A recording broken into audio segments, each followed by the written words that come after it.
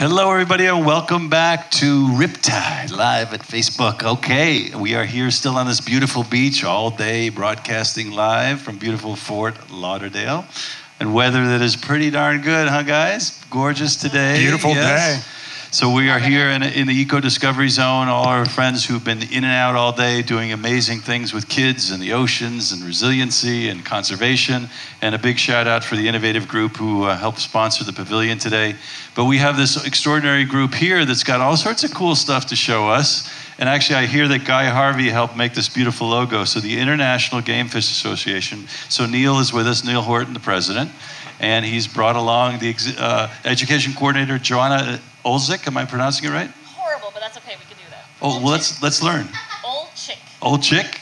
Got it? Olczyk. And what nationality is that, by the way? Polish. Oh, yeah. Cool. So thank you for coming. How about that?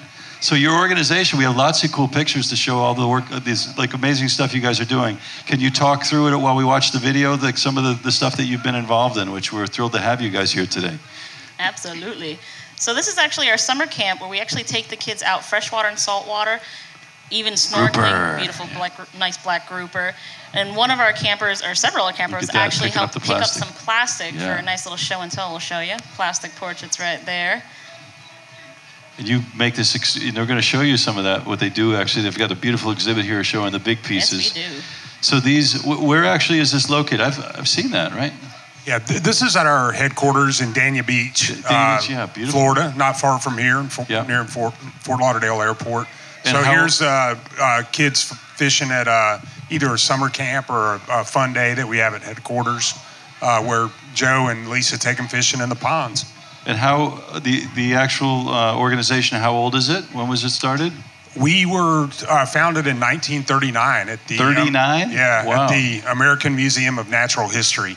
A guy named Mike Lerner, who was the head of Lerner department stores, and a guy who was the chief. He had a passion for fishing and saw the relationship between education and... Yeah, this is one of our... Is that one of your tags there, you said, right? Yeah, this is a satellite tag. We run the biggest satellite tagging program for Marlin in the world. It's called the IGFA International Great Marlin Race. How does that data, it has to break the surface to come up to the satellite? So these tags are That's deployed. the eyeball, depending on the picture, if people can see it on Facebook Live. So the eyeball's there, and actually the back of the animal here, and then the tag is...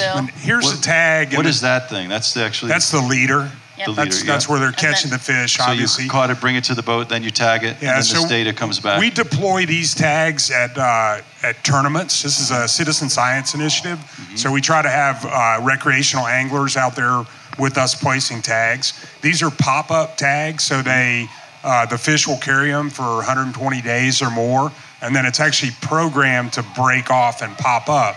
When it pops up, and you can retrieve it? Yeah. No, you don't retrieve the tag. The satellite it uploads the data. It basically uploads to the satellite. I see. Amazing. And so we have the largest database of marlin migration tracks in the world, and it's all open code. So scientists can go in and look at it and study it. We provide that open code to everyone. To know where the animals are in terms of their migration patterns and where they're feeding. And so always, this is kind of the reoccurring theme. You have these young kids that are being educated and exposed to things. So these are summer programs. They go out and actually can catch the small fish in the mangroves and all the little... Yeah, we like to teach the kids a lot about the food web. If they want to catch that big bass or that big snook. They look pretty active there, yeah. Oh, yeah. They have to target those little fish, too. And if the little fish aren't there, you're never going to catch that big fish. So, look at that little nice little pilchards right there, I believe. So you're teaching them, this is kind of the nursery, right? Little habitat there. Nice little mangrove and those nursery. Big ones you see later actually started somewhere in there, right? Absolutely. This looks like some pretty happy, cool kids adventuring, getting out there. They put their phones down for a few minutes, right? Yes. How about that? They're actually not allowed to have their phones in camp. And they're catching here, and then you do catch and release as well? Mm-hmm. Yeah. Everything we do is catch and release. Great shots. We want to let them know that it's not, if it hits the bait, it hits the plate. That's not, nice kind of thinking. So a lot of the fish that the kids catch, they learn how to measure them sometimes, and then everything goes back in the water. So where is this one facility, or are you around the country or the world? I know your projects are, right? Our projects are around the world. We're an international organization. We have members in over 100 countries. Wow. We have representatives in over 100 countries as well. Most of our education and outreach is South Florida focused, but one of the things that we're looking at is how we can export some of this to try to get more kids involved around the world. Exciting. And so the normal or the typical day-to-day of the outreach is, from the education standpoint, is just the awareness, the connection. You're trying to draw that in terms of stewardship and these kids. What is the biggest message that you want the kids to get right now in terms of the fisheries and what's going on out there? One of the biggest messages that we do want the kids to know is, not to dump their trash. Be mindful of what goes with them and it wasn't go in the water. Do you want to explain the connection so people get it? I mean, a lot of people don't understand that trash. Yeah, these animals in that food chain are eating that, right? Exactly. Absolutely. So, for instance, one of the things that's a big thing, especially with fishing, is monofilament. It's a type of plastic. And it never degrades, right? It's there forever, right? Scientists presume it's going to degrade in 500 years, but plastic hasn't been around for 100 years. So how can they guess that? Yeah. So a lot of this plastic gets entangled with fish. Animals eat it. They think it's food, and nothing can digest plastic. And when the bigger animal eats that, it's still it's the gift that doesn't go on giving, right? It goes on and on. Yeah, so these kids getting that message early in terms of reducing the plastic and the waste. We were talking today, been interviewing just amazing people all day. Plastic keeps coming up over and over. 500 million straws a day are being discarded. Just a straw is one item that you imagine. And that's just in America. Yeah. That's not even worldwide. So we're not even counting crazy Europe geysers out there, the plastic just circling around. Just America. There's a piece on Facebook I saw yesterday. Actually, Joe and I were both talking about it. A friend of mine sent me from Costa Rica where they were cleaning a mahi. They opened the belly up on a 5-6 pound mahi, and it was full of plastic, full of bottle caps, a whole assortment of things. Crazy, so people need to be really careful what they put in the sea. And then the microplastics, a lot of people don't realize, because the connection clearly as we start to ingest the fish as well. That's right. I mean, there's no animal, nothing out there that's going to be benefiting more than ourselves if we can get some clear connection between this particular beautiful marine ecosystem that we have there and what we're doing to it. So at Riptide here, we've got big PSAs running that I did on the big screens with 30,000 people all weekend, hopefully educated about the sensitivity of what discarding the plastic safely. It's the great work you guys are doing actually get the message to the kids, and hopefully they're going to change their feeling about the discarding of the stuff, or being a little bit more mindful about using it.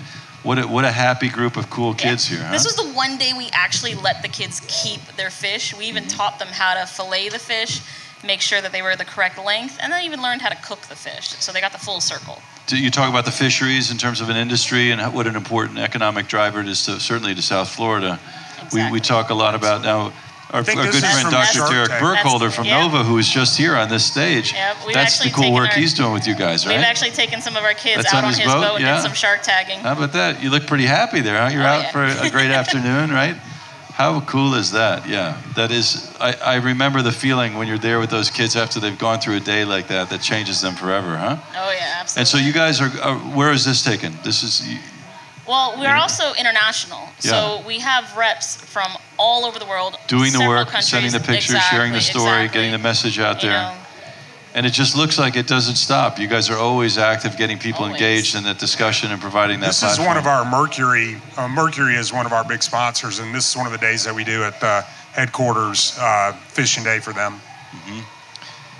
Yeah. So all of these things, this is the website, if people wanted to find out more about you, what is the website? The website is igfa.org. igfa.org. One of the things that you'll see if you go there is we're running our annual fishing contest right now. So we have a year-long fishing contest. It's a global contest, and we've got 3 incredible fishing trips of a lifetime to be won. So, we're into conservation and ethical angling, and we want people to have fun out there fishing, and the contest is a good way to be part of that.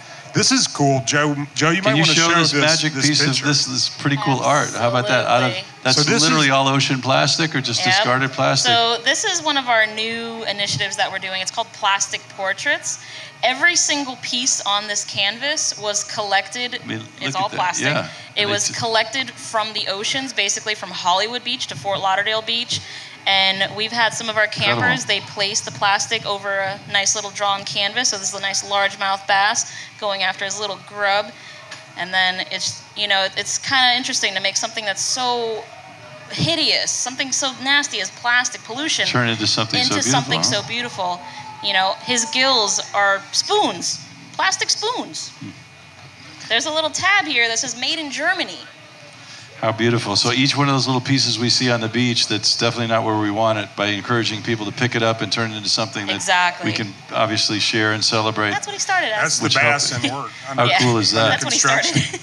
So you guys, they've got this cool booth out there with a lot of this artwork, and we're just so grateful you guys came and are sharing the message. So again, the website, igfa.org, if people, are you looking for volunteers or donations? Always, how can people help? Yep. So they can volunteer with your outreach in the program? Yeah, absolutely. Can I mention one thing? Because I'm seeing your Keys Strong of shirt. Course, thank you. Yeah. So one of the things that we started right after the hurricanes. Keys Strong here, yeah. Yeah. I've done a lot of hurricane relief and disaster relief in my career, and been a devoted fan of the Keys forever. And I went down and saw what was going on down there, and I felt we had to do something. So we started something called the Worldwide Anglers Relief Fund, or the WARF, and we're taking funds in and then distributing them to local angling organizations so that they can help captains and guides and mates. So the first responders come, they do a fantastic job. There's FEMA, there's insurance, and things start to get better for people. But for the folks that are dependent upon recreational anglers to make their living, there's a gap there before the tourism really comes back. So if you have an opportunity, go to igfa.org and contribute to the WARF. We've already made some grants to the Offshore Charter Boat Association out of Alamorada and the Guides Trust down there. So a lot of, and Elmira, so I'm honored to be the co-founder of this, actually, working with all the mayors in Monroe County. Elmira Lito from Samuel's House, she's been feeding the homeless for 20 years. Right. The message is consistent that the spirit of the Keys, which is a tourism-based economy, nobody, what Elmira always says, they're not looking for a handout, they're looking for a hand up. So basic elements of the tourism, this economic engine, if you look at the sport fishing, if you look at diving, the restaurants, obviously, the hotels, but anytime you go out, fishing is a huge part of that economy. Absolutely. To support that. So that's wonderful. So it's WARF, W-A-R-F? W-A-R-F. And it's at igfa.org. You can find it and through the that site actually helps a lot of those families and those fishermen Absolutely. Who depend on, and they've been devastated. It's going to be many, many years. 11,000 families have been completely devastated by this Hurricane Irma. So thank you for what you're doing. Thank you guys. You guys are setting a great example. Love to work together and have you guys on the back of the shirt with hundreds of other organizations. So thank you guys so much for coming. And we will be here the rest of the day live at Riptide as they bounce away on the big stages. And this is actually a great example of what you can do. Lemons make the lemonade, right? Yeah, so there you go. The plastic makes that beautiful art. So stay tuned and stay with us. And thank you for joining us on Facebook Live.